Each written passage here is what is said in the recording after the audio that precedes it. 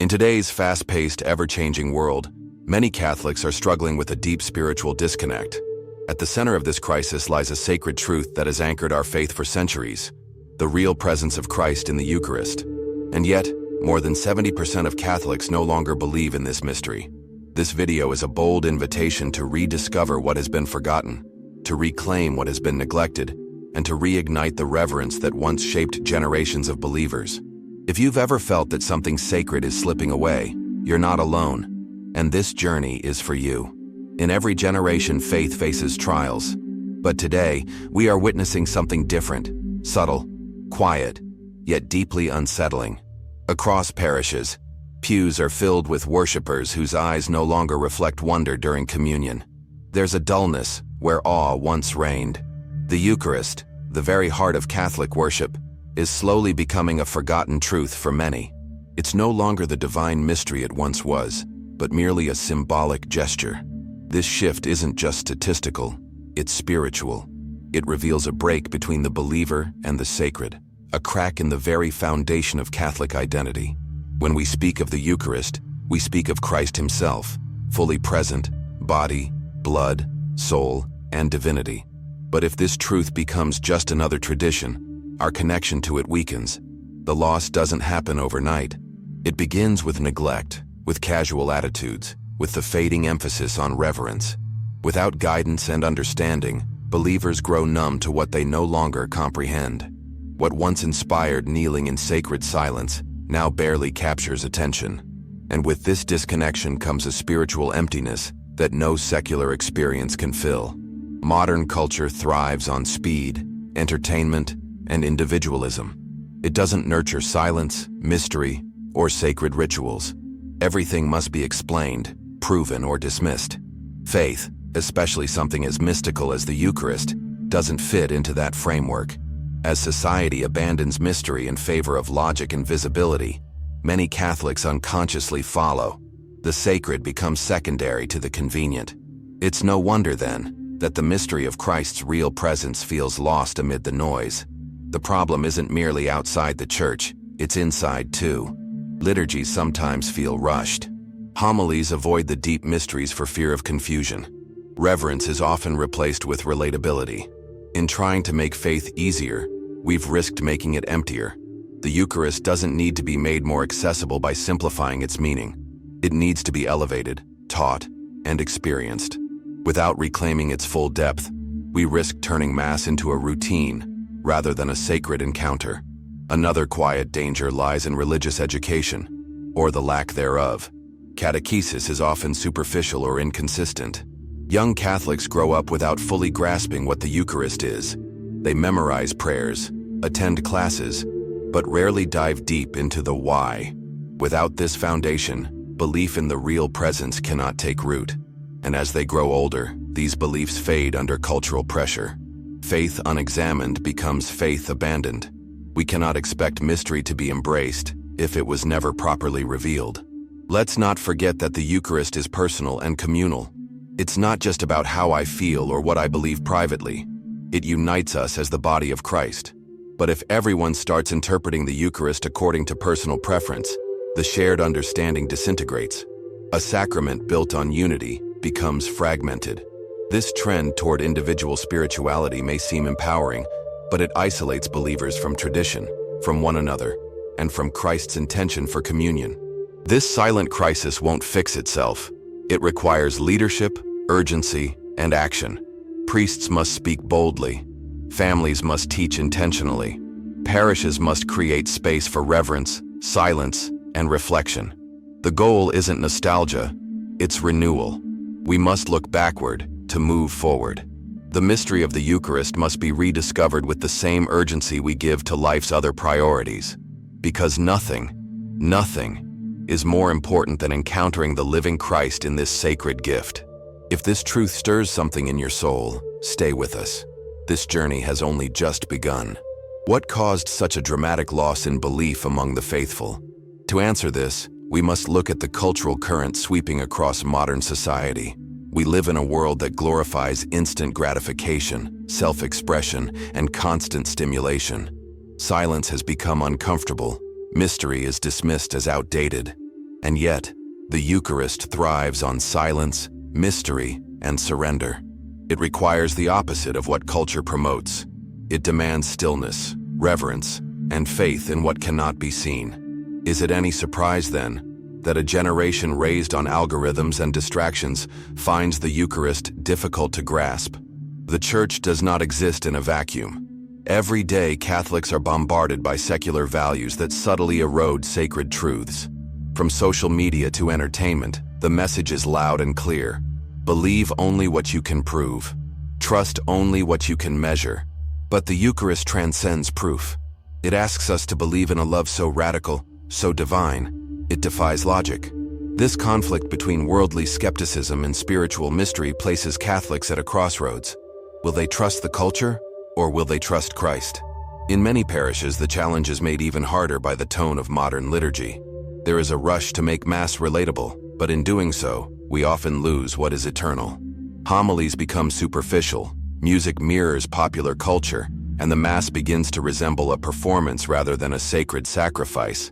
We've stopped inviting people into mystery, and we've started entertaining them instead. The result? A community that feels emotionally stirred but spiritually shallow. To restore reverence, we must stop trying to compete with the world and start offering something the world can never give.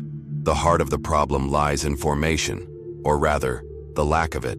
How can we expect believers to understand the Eucharist if they were never taught its meaning in the first place? Catechesis has been diluted, reduced to checklists and basic doctrines. But the Eucharist is not basic.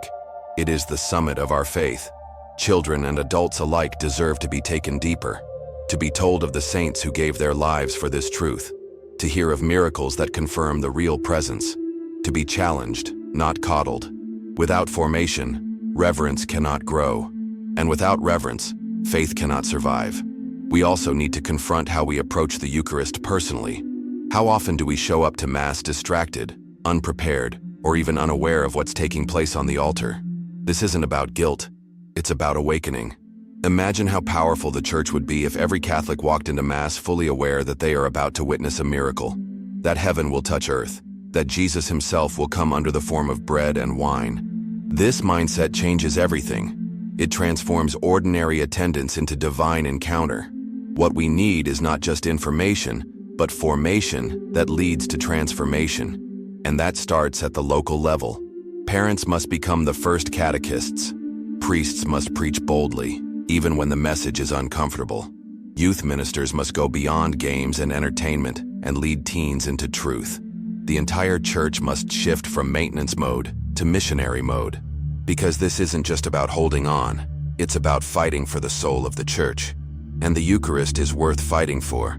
This is your invitation to be part of that fight. You don't have to be a theologian. You don't have to have all the answers. You just have to be willing to say yes, to show up, to learn, to worship with intention. Start by reading church teaching on the Eucharist. Attend Eucharistic adoration once a week. Teach your children to kneel, to pray, to believe. Share this message with someone who needs it. Every small act of reverence is a seed planted, and from those seeds, the Church will flourish once again. One of the most overlooked factors in this crisis is the change in how we physically receive communion. It may seem small, but gestures speak louder than words. For centuries, the faithful knelt and received the Eucharist on the tongue, a posture of humility and awe. Today, many receive casually, in the hand, standing, often without reflection. While both forms are permitted, we must ask, what message are we sending with our bodies? Do our actions proclaim the presence of Christ, or diminish it? When reverence is lost in posture, it risks being lost in the heart as well. Sacred gestures are not just religious routines, they're expressions of invisible truths. Incense, genuflection, silence, chant, these are the language of the sacred. They teach the soul to slow down, to pay attention, to enter a space that is not ordinary. When these gestures disappear, so does the sense that we are standing on holy ground. And when Mass feels like just another gathering, people begin to treat it that way. We must reclaim the sacred, not because we're clinging to the past, but because we are called to something greater than the present. Every detail of the liturgy has a purpose, from the vestments worn by the priest, to the words of consecration, to the ringing of the bells. All of it points to the mystery unfolding before us. These aren't decorations. They are signs. Signs that Christ is here. But when we strip down the liturgy for the sake of convenience or speed, we also strip away its power. A distracted, rushed, or casual liturgy cannot stir the heart. We need a revival of beauty in worship, because beauty draws the soul toward God, and reverence follows beauty. Reverence is contagious. When one person bows with devotion, others notice. When a family kneels together in silence, it inspires others to do the same. When a parish takes time to teach and model reverence, a culture begins to form. A culture that honors the real presence.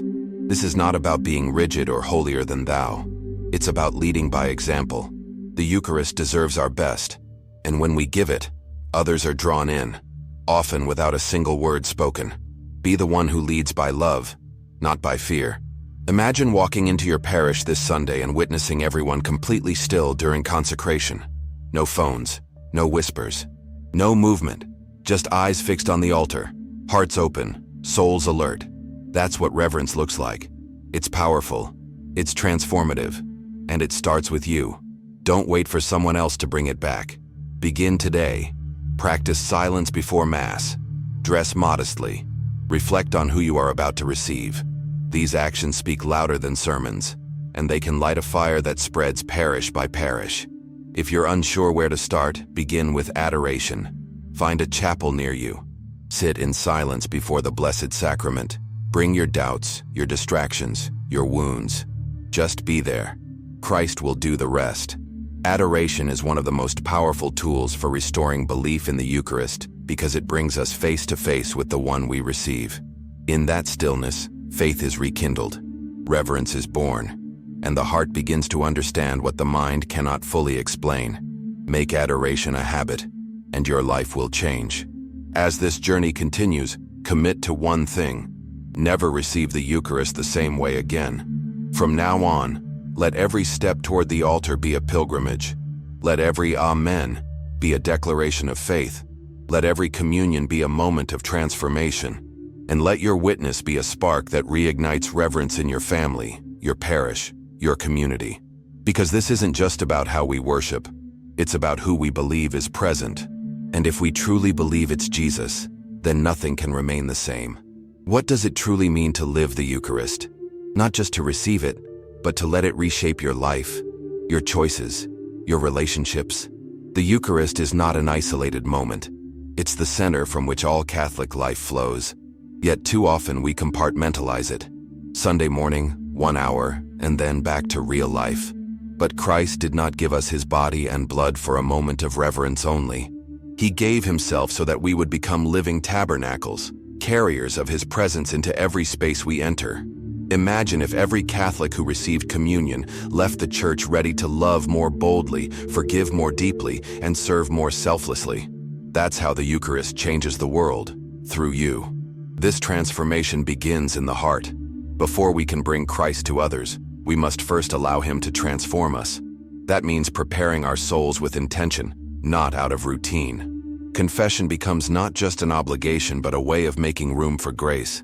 Prayer becomes more than words. It becomes a longing to know the one who dwells within us. Eucharistic living requires detachment from sin, from selfishness, from anything that hardens the heart. It requires humility, surrender, silence. These are not easy in a world that glorifies noise and control, but they are essential, because without inner transformation, outer action becomes empty performance. The saints understood this well. Look at the lives of those who burned with love for the Eucharist. St. Thomas Aquinas, St. Clare of Assisi, St. Padre Pio, St. John Paul the Saint. Their strength didn't come from charisma, talent, or influence. It came from the altar, from hours spent in adoration, from receiving the Eucharist with trembling joy, and from allowing that encounter to fuel everything they did. You are called to the same intimacy. You are not less capable. You are not too far gone. The same Jesus who transformed them waits for you. He longs to dwell in your heart and work through your hands. Will you let him? In today's secular world, living a Eucharistic life is radical. It's a rebellion against the culture of self. It's a declaration that love is real, that sacrifice matters, that Christ is alive, and it's contagious. When you live this way, when your life is shaped by the rhythm of Mass, prayer, and charity, others notice. They feel drawn to what you carry. They may not understand it at first, but they'll feel the peace, the strength, the light. That's the power of Eucharistic witness. You don't have to argue or convince, just live, and let your life be the proof of His presence. This kind of witness is desperately needed in families. Children don't learn reverence by accident, they learn it by watching. When they see their parents kneeling in silence, speaking about the Eucharist with awe, making sacrifices to attend Mass, they learn what matters. Faith becomes not just something taught, but something caught. And in a world where children are discipled more by screens than by saints, this kind of formation is urgent. The Eucharist must not be hidden in church walls. It must enter the home, the dinner table, the bedtime prayer. That's where roots are planted. That's where vocations are born. Parishes, too, have a critical role. A reverent liturgy is not a luxury.